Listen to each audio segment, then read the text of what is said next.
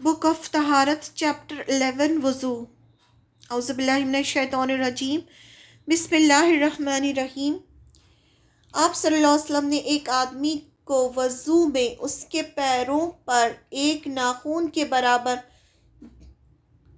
जगह सूखी रह जाने की वजह से फरमाया, वापस जाओ और अपना वज़ू दुरुस्त करो।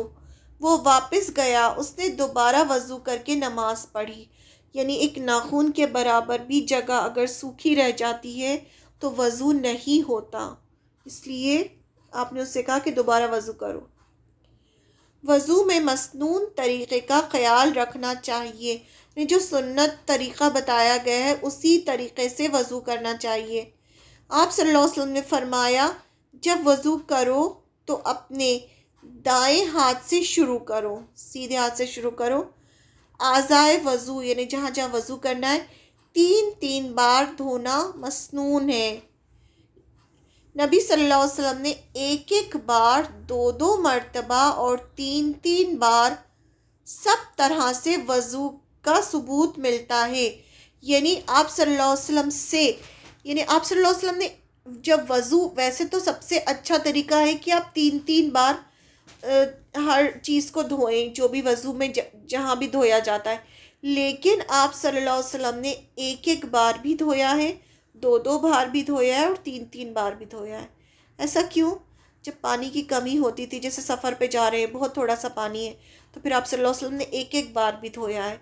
कभी थोड़ा इतना पानी नहीं है कि सबको हो, तो फिर आपने 2 बार भी धोया है। और जब पानी है तो फिर आपको जो सही तरीक़ा है वो ये है कि 3 बार धोना है, लेकिन मजबूरी है तो फिर उसमें एक बार भी धोया जा सकता है। एक मरतबा वज़ू करना फ़र्ज़ है, जबकि 3 मरतबा वज़ू करना सुन्नत है।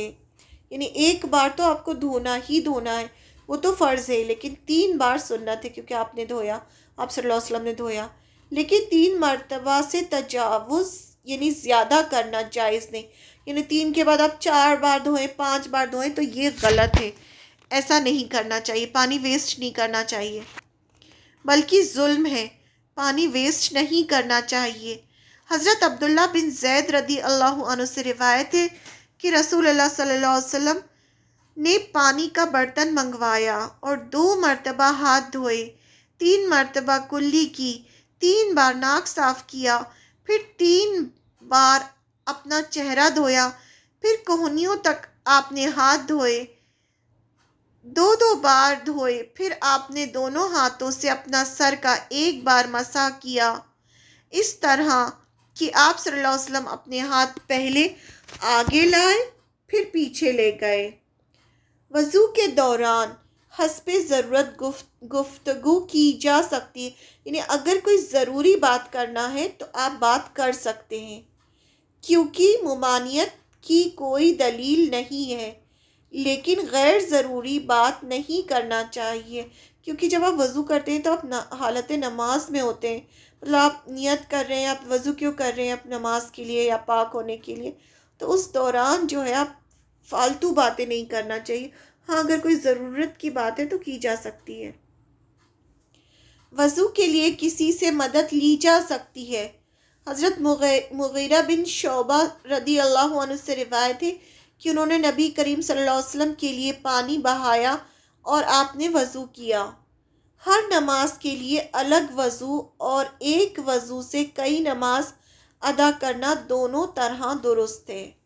नबी सल्लल्लाहु अलैहि वसल्लम ने फरमाया, वज़ू सिर्फ़ बेवज़ू होने की सूरत में ही करना पड़ता है। यानी आपका वज़ू टूट गया, आप वज़ू से नहीं तो आपको वज़ू करना है। अगर आप वज़ू से हैं, एक नमाज, 2 नमाज, कितनी भी नमाज़ें आप पढ़ सकते हैं अगर आपका वज़ू है तो। वज़ू के बाद आसमान की तरफ देखना और उंगली उठाना साबित नहीं। ये इस तरह से करते थे ना, उंगली उठा के अशहदु अल्ला इलाहा, ये साबित नहीं, उंगली उठा के पढ़ना साबित नहीं है।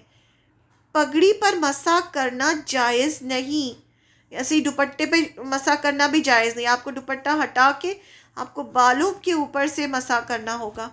नबी सल्लल्लाहु अलैहि वसल्लम ने वज़ू करते हुए पेशानी के बालों, पगड़ी और मोज़ों पर मसा किया। पगड़ी पर मसा करना जायज़ है, نبی صلی اللہ علیہ وسلم نے وضو کرتے ہوئے پیشانی کے بالوں، پگڑی اور موزوں پر مسح کیا۔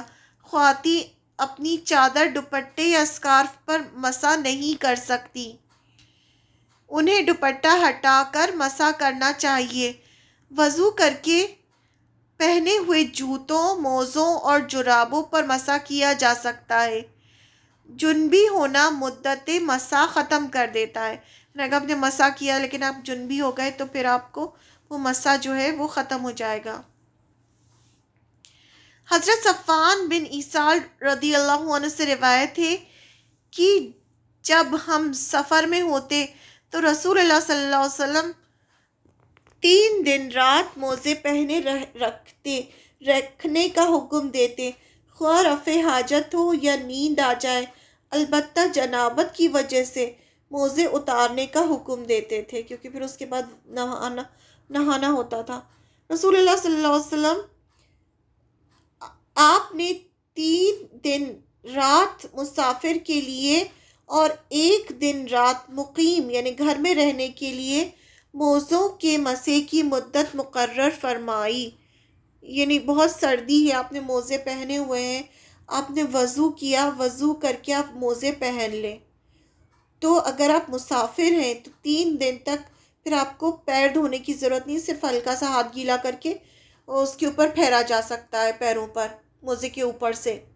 لیکن اگر آپ گھر کے اندر ہیں تو صرف یہ 1 ہی دن آپ ایسا کر سکتے ہیں، اور اگر سفر میں ہیں تو 3 دن کر سکتے ہیں۔ لیکن اس میں اگر آپ کو جنابت کے لیے ہے تو پھر آپ کو نہانا ہوگا، انہیں موزے اتار کے پھر نہانا ہوگا۔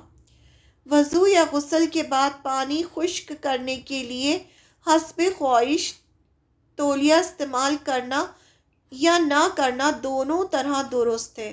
یعنی آپ ٹاول یوز کر سکتے ہیں، کرنا ہے تو کر سکتے ہیں، نہیں کرنا ہے تو نہیں کریں۔ وضو ٹوٹنے کے مسائل۔ اب کون سے ایسی چیزیں جس سے وضو ٹوٹ جاتا ہے؟ وضو کرنے کے بعد بے مقصد باتیں یا فضول کام نہیں کرنا چاہیے۔ حضرت کعب رضی اللہ عنہ کہتے ہیں کہ آپ صلی اللہ علیہ وسلم نے فرمایا، جب تم میں سے کوئی وضو کر کے مسجد کی طرف جائے تو راستے میں انگلیاں ڈال کر نہ چلے، کیونکہ وضو کے بعد آدمی حالت نماز ہی میں ہوتا ہے۔ ٹیک لگائے بغیر نیند یا اونگ آ جائے تو وضو یا تیمم نہیں ٹوٹتا۔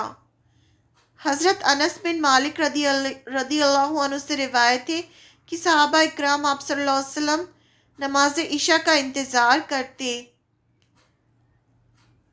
یہاں تک کہ ان کے سر نیند کی وجہ سے جھک جاتے، پھر وہ دوبارہ وضو کیے بغیر نماز پڑھ لیتے۔ یعنی ایک جھپکی آ گئی اور آپ نے کہیں ٹیک نہیں لگایا ہے تو آپ کا وضو نہیں ٹوٹے گا، لیکن اگر آپ نے ٹیک لگا لیا ہے، یعنی پھر نہیں پتہ نا آپ کتنی گہری نیند میں سوئے تھے، تو اس سے وضو ٹوٹ جاتا ہے۔ ایسے صرف ایک جھپکی آنے سے بنا ٹیک لگائے تو وضو نہیں ٹوٹتا۔ محض شک سے وضو نہیں ٹوٹتا۔ حضرت ابو ہریرہ رضی اللہ عنہ سے روایت ہے کہ آپ صلی اللہ علیہ وسلم نے فرمایا کہ جب تم میں سے کوئی آدمی اپنے پیٹ میں شکایت محسوس کرے اور اسے شک ہو جائے کہ ہوا خارج ہوئی ہے یا نہیں، تو جب تک بدبو محسوس نہ کرے یا آواز نہ سنے، مسجد سے وضو کے لیے باہر نہ نکلے۔ بچوں کو پوٹی دہلانے سے یا شرمگاہ دیکھنے سے یا آئینہ دیکھنے سے وضو نہیں ٹوٹتا۔ بیوی کو بوسہ لینے سے وضو نہیں ٹوٹتا، بشرطے کہ یہ جذبات پر قابو ہو۔ حضرت عائشہ رضی اللہ عنہ فرماتی ہیں کہ آپ صلی اللہ علیہ وسلم اپنی ازواج مطہرات کا بوسہ لیتے اور وضو کیے بغیر نماز ادا فرما لیتے۔ آنکھ پر پکی ہوئی چیزیں کھانے سے وضو نہیں ٹوٹتا، البتہ اونٹ کا گوشت کھانے کے بعد وضو کرنا چاہیے۔ حضرت جابر بن سمرہ رضی اللہ عنہ سے روایت ہے کہ ایک شخص نے آپ صلی اللہ علیہ وسلم سے پوچھا، کیا ہم بکری کا گوشت کھا کر وضو کریں؟ آپ نے فرمایا، چاہو تو کر لو، چاہو تو نہ کرو۔ پھر اس نے سوال کیا، کیا اونٹ کا گوشت کھا کر وضو کریں؟ آپ نے فرمایا، ہاں، اونٹ کا گوشت کھا کر وضو کرو۔ کپڑے کی آڑ کے بغیر شرمگاہ کو ہاتھ لگایا جائے تو وضو ٹوٹ جاتا ہے ورنہ نہیں۔ حضرت ابو ہریرہ رضی اللہ عنہ سے روایت ہے کہ آپ صلی اللہ علیہ وسلم نے فرمایا، جس نے اپنے ہاتھ کپڑے کی آڑ کے بغیر اپنی شرمگاہ کو لگایا اس پر وضو واجب ہو گیا۔ چکنائی والی چیز کھانے کے بعد کلی کرنا ضروری ہے۔ حضرت عبداللہ بن عباس رضی اللہ عنہ سے روایت ہے کہ آپ صلی اللہ علیہ وسلم نے دودھ پیا اور کلی کی، پھر فرمایا اس میں چکناہٹ ہے، یعنی کچھ کھایا ہے تو کلی کر کے پھر نماز پڑھنی چاہیے۔ اس سے وضو تو نہیں ٹوٹتا لیکن کلی کر کے پھر نماز پڑھنی چاہیے۔ مزی سیکریشن خارج ہونے کے بعد وضو ٹوٹ جاتا ہے۔ حضرت علی رضی اللہ عنہ سے روایت تھی کہ میں نے آپ صلی اللہ علیہ وسلم سے مزی کے بارے میں پوچھوایا تو آپ صلی اللہ علیہ وسلم نے جواب دیا، مزی خارج ہونے سے وضو کرنا چاہیے اور منی خارج ہو تو غسل کرنا چاہیے۔ ہمیشہ بیماری کی وجہ سے مکمل پاکیزگی ممکن نہ ہو تو اسی حالت میں نماز ادا کرنی چاہیے، البتہ ایسی صورت میں ہر نماز کے لیے نیا وضو کرنا ضروری ہے۔ ہوا خارج ہونے سے وضو ٹوٹ جاتا ہے۔